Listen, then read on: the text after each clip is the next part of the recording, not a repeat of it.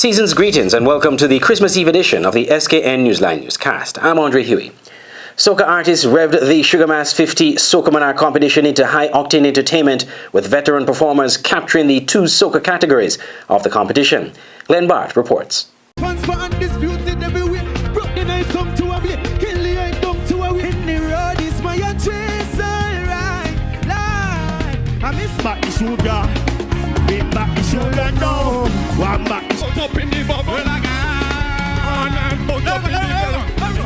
Two experienced soca performers captured the groovy and power categories of the Sugar Mass 50 Soca Monarch competition.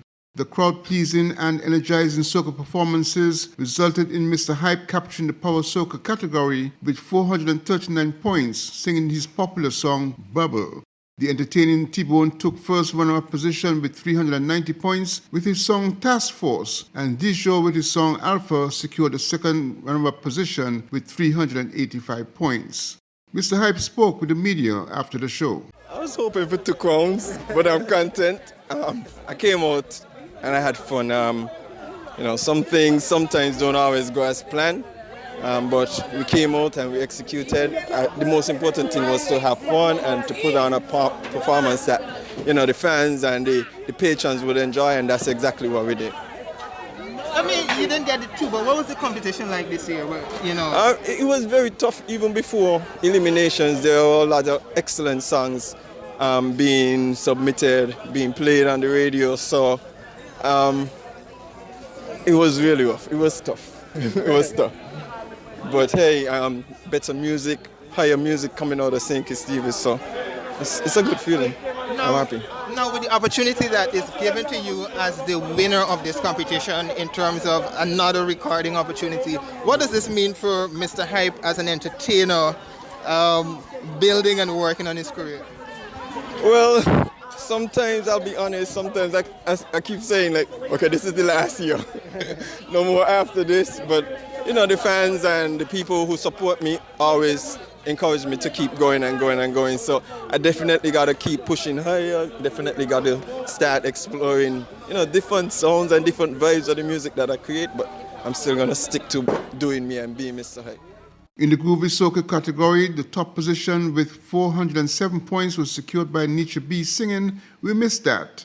Ruckus H.E. was elevated to the first runner-up position after Mr. Hype was disqualified hours after the show from that position. Dijo now secures the second runner-up position.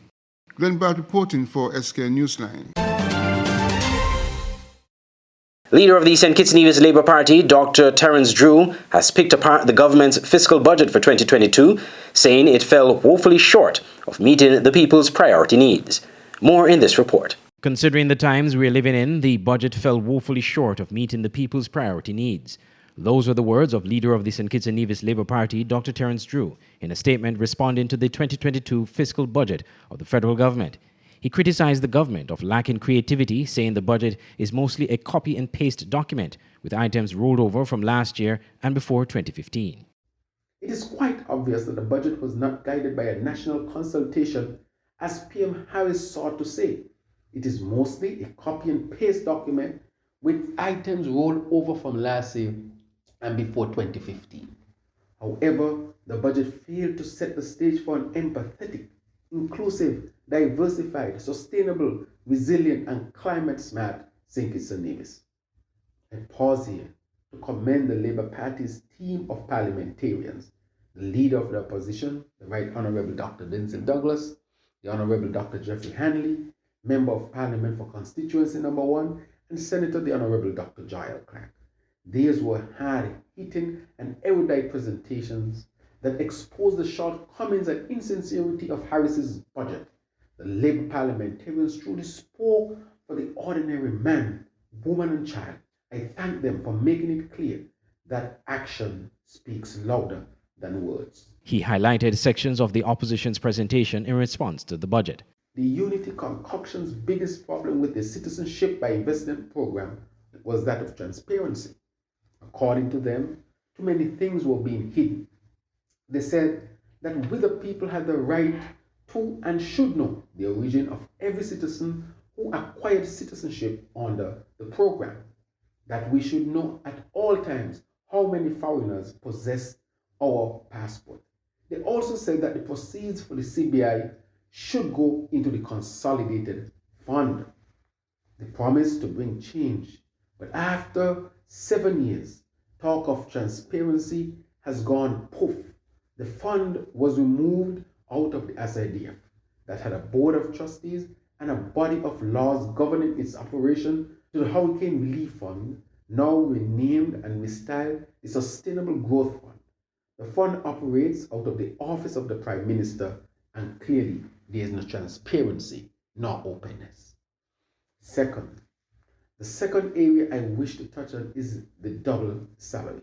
I am happy that a section of the population has gotten a financial benefit. However, PM Harris did not say where the money will come from. Dr. Drew also called for improvements in public health, saying hospitals are understaffed and are running out of critical medical supplies. The over $950 million budget was passed in the National Assembly on Monday. Andre Huey, SKN Newsline. Will local sports resume, or is there a mandate for athletes to be fully vaccinated before the resumption of sports? We'll have more on that after the break. Get in on the biggest sale this Christmas at Smart Electronics and Island Electronics. For the entire month of December and January, get huge discounts store-wide. Only at Smart Electronics and Island Electronics for the finest in electronics, gadgets and appliances in the best brands. COVID protocols will be observed.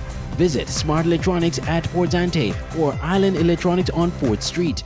Two stores, one great experience.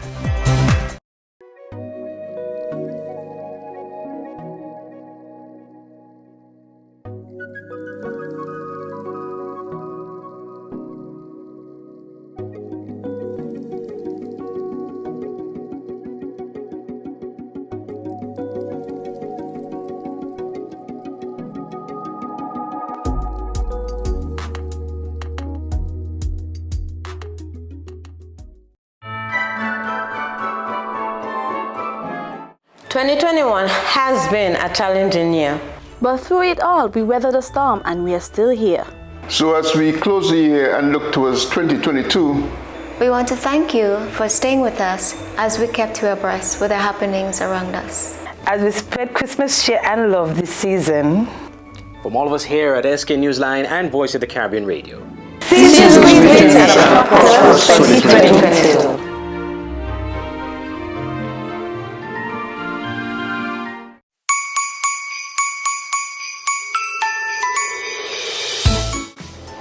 On behalf of the staff and management of Smart Electronics, we want to wish you a Merry Christmas and a Happy New Year. Merry Christmas!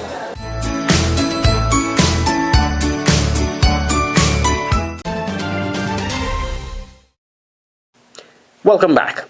Will local sports resume, or is there a mandate for athletes to be fully vaccinated before the resumption of sports? We put that question to the task force at their most recent NEOC briefing on Wednesday. Sporting clubs on St. Kitts will have to attain at least a 70% vaccination level before sporting leagues and competitions can resume, explains Chief of Staff at the GenF General Hospital, Dr. Cameron Wilkinson. He made this disclosure in a response to a question from SK Newsline at the NEOC briefing on Wednesday. We have had meetings with the presidents, we have had meetings with the players themselves, encouraging them to go forward and get vaccinated.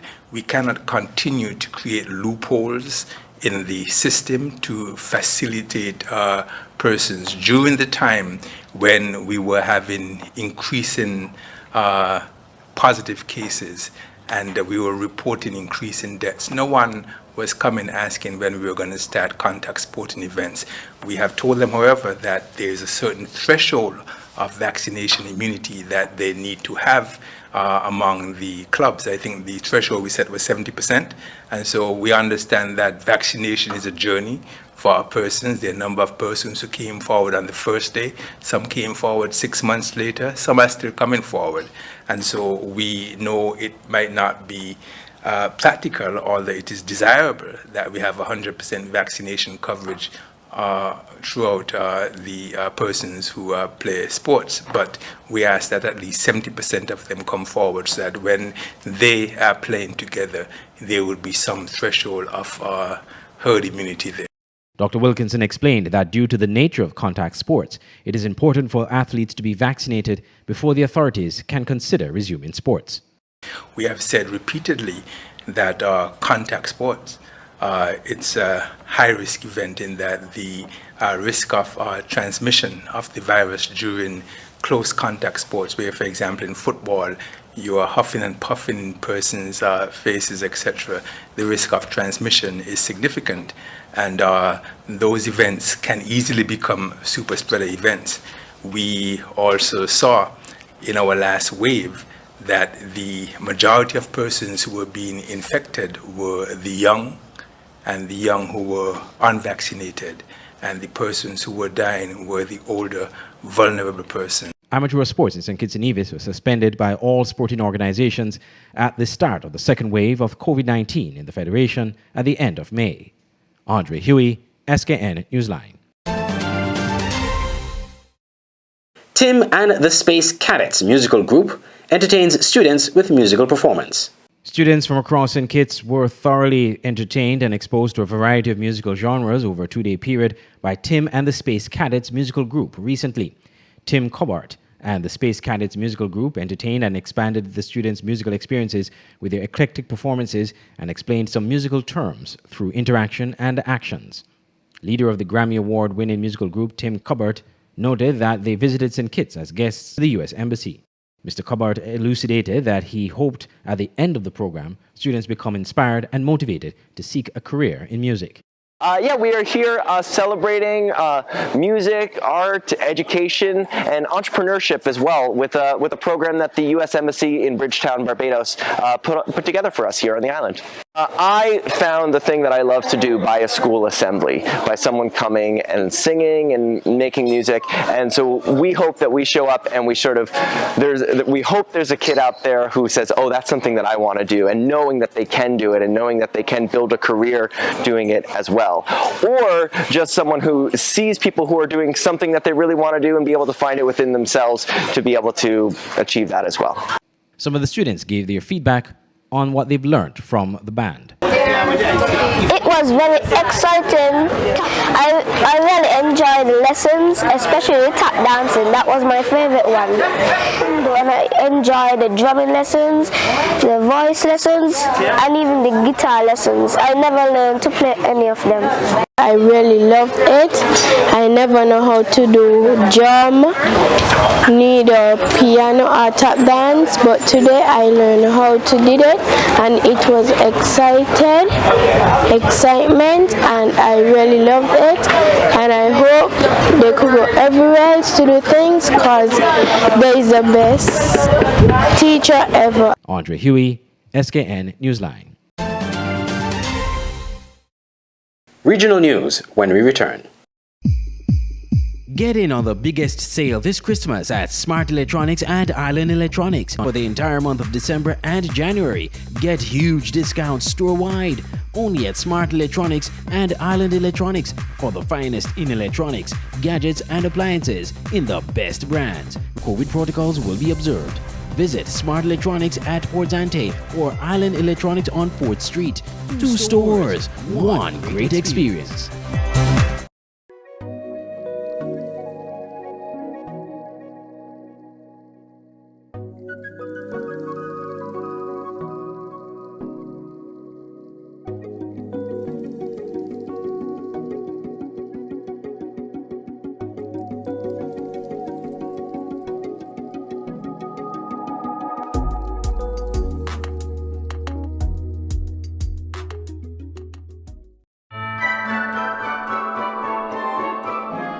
...2021 has been a challenging year. But through it all, we weathered the storm and we are still here. So as we close the year and look towards 2022, we want to thank you for staying with us as we kept you abreast with the happenings around us. As we spread Christmas cheer and love this season. From all of us here at SK Newsline and Voice of the Caribbean Radio. Seasons greetings and a prosperous 2022.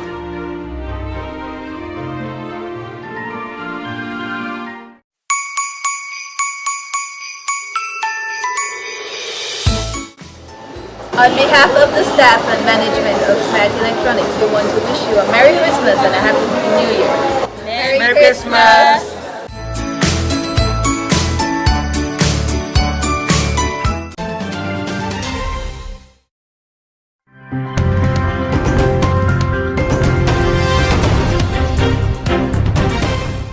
Welcome back, and now to news from across the Caribbean. As Jamaica braces for a possible fourth wave of COVID-19, the Health Ministry has confirmed that a case of the Omicron variant has been detected in a traveller from the United Kingdom who had a short stay at a local resort.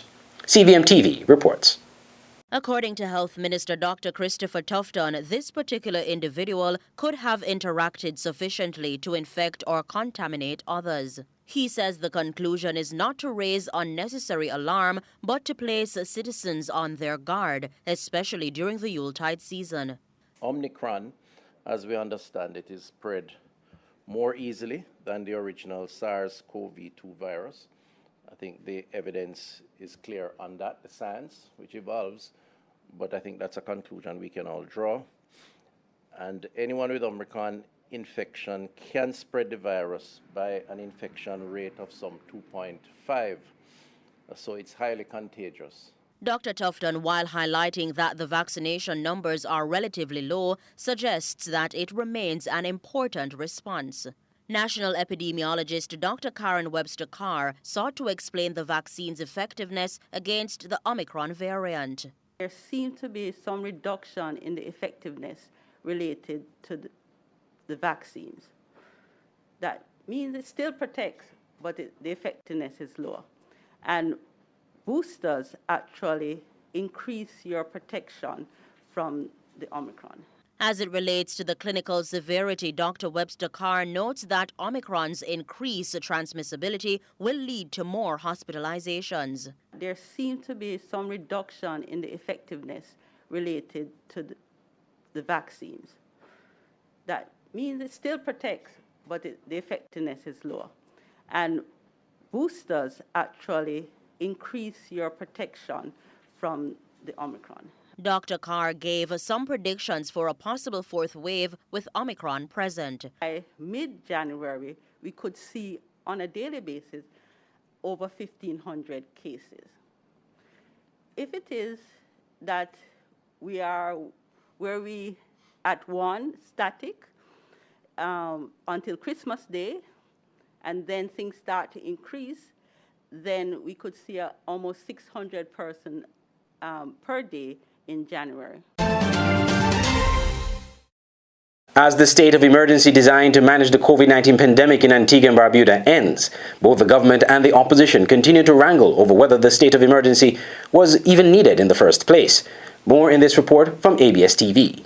Government and opposition senators continue to disagree on the issue of the necessity of the state of emergency, with opposition senators still insisting it was never needed. But senators from both sides of the aisle agree the measure's removal on Thursday night will not mean the end of health protocols. Don't think that this means it's a free-for-all. Because if we do, we will be back to where we were a few months ago. Just a few months ago, remember, we were over 1,000 cases.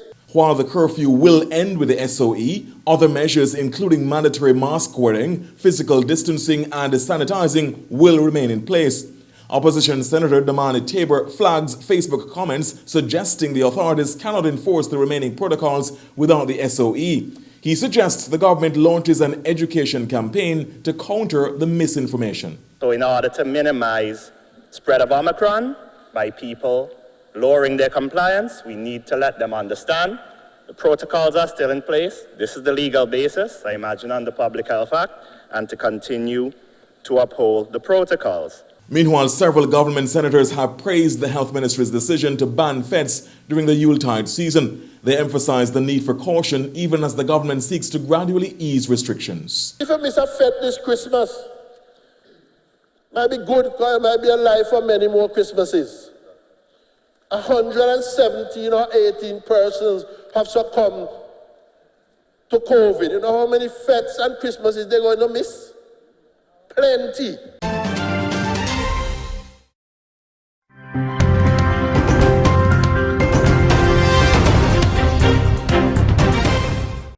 Now to news on the international scene. The ex-police officer Kim Potter has been found guilty of manslaughter. We have more from Al Jazeera. Find the defendant guilty. Find the defendant guilty. Again in Minnesota, a white police officer is convicted of killing a black man. Kim Potter lowered her head as she was found guilty of first and second-degree manslaughter for fatally shooting 20-year-old Daunte Wright. As she was taken into custody with no chance of bail, her husband shouted his support. As police sought to arrest Wright on a warrant after an April traffic stop, Potter says he resisted arrest and she fired what she thought was a taser.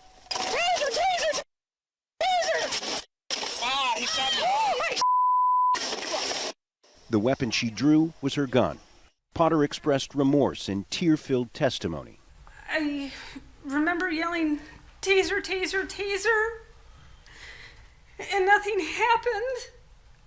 And then he told me I shot him. The shooting came as protesters, some of them violent, filled the streets of Minneapolis during the trial of Derek Chauvin, a white police officer ultimately convicted of killing another black man, George Floyd.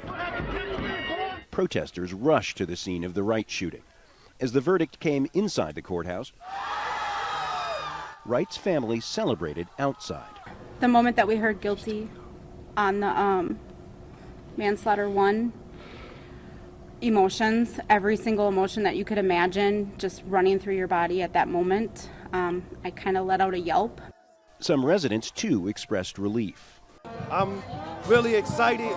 It's a good day. It's a good Christmas gift for the BLM movement and for the family of Daunte Wright. Now that he got his justice, I feel a little more at ease. But definitely when that first happened, I was scared to even get in the car. Minnesota's Attorney General seemed to feel vindicated. We have a degree of accountability for Daunte's death. Accountability is not justice. Justice is restoration. Justice would be restoring Daunte to life and making the Wright family whole again. Justice is beyond the reach that we have in this life for Daunte. But accountability is an important step, a critical, necessary step on the road to justice for us all. That road, he says, is a long one. Potter faces a maximum of 15 years sentence on the first-degree charge and 10 on the second, but guidelines call for substantially less. In any case, Potter is likely to spend years in prison. As Potter awaits sentencing on February 18th, outside the courthouse where looting and arson followed George Floyd's death in the summer of 2020, the streets were mostly quiet. John Hendren, Al Jazeera, Minneapolis.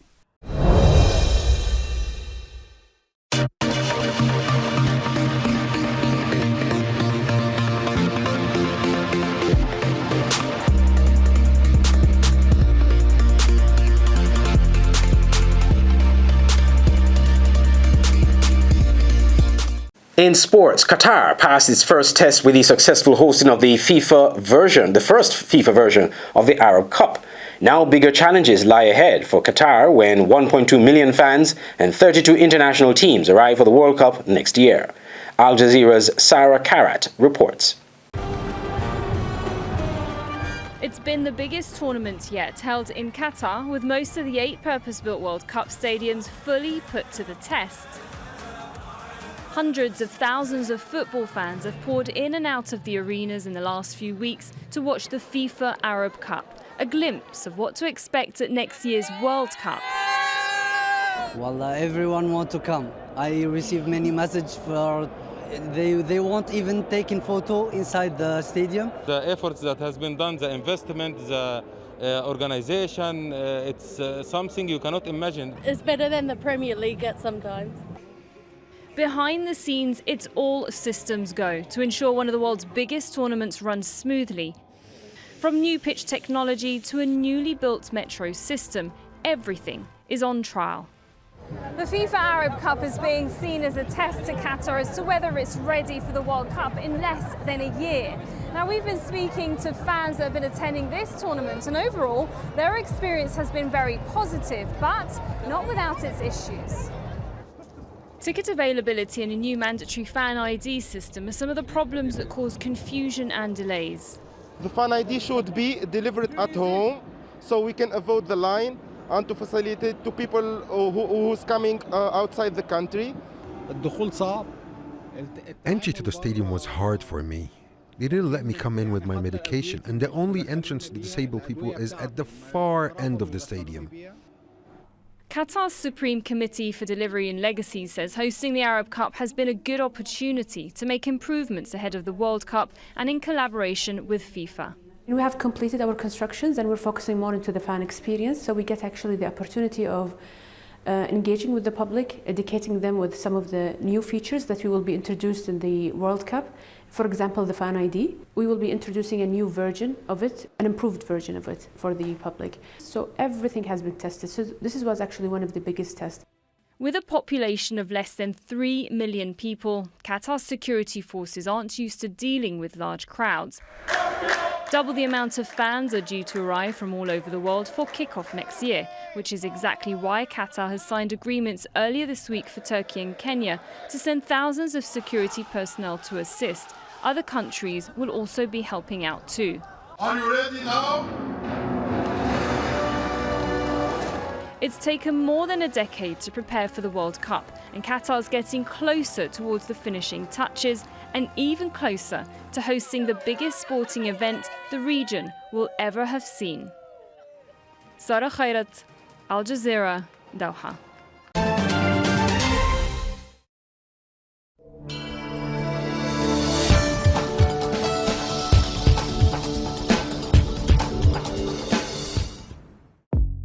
Welcome to the SKN Newsline Weather Report. I am Janil Boole. Here is a look at the 4-day forecast for St. Kitts and Nevis.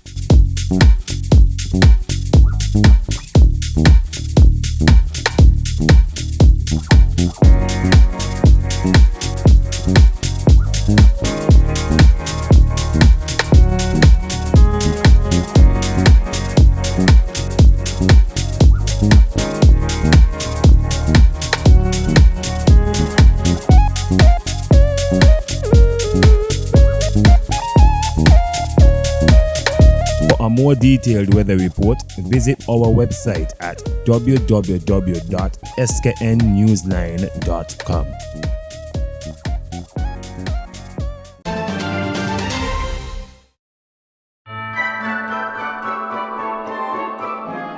"2021 has been a challenging year.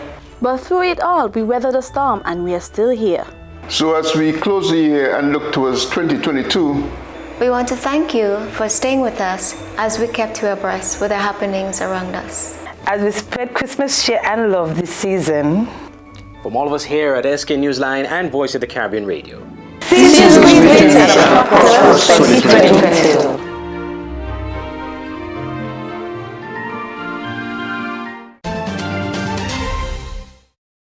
This has been the SKN Newsline Newscast. For more news and sports, you can log on to our website at www.sknewsline.com. You can go on our Facebook page, and you can make sure you like and follow the page, and also subscribe to our YouTube channel. You can also download our Android mobile app, search SK Newsline in the Google Play Store. From all of us here at SKN Newsline and Channel 95, we wish you a Merry Christmas and a prosperous 2022 when it comes. Thank you for your support. I'm Andre Huey.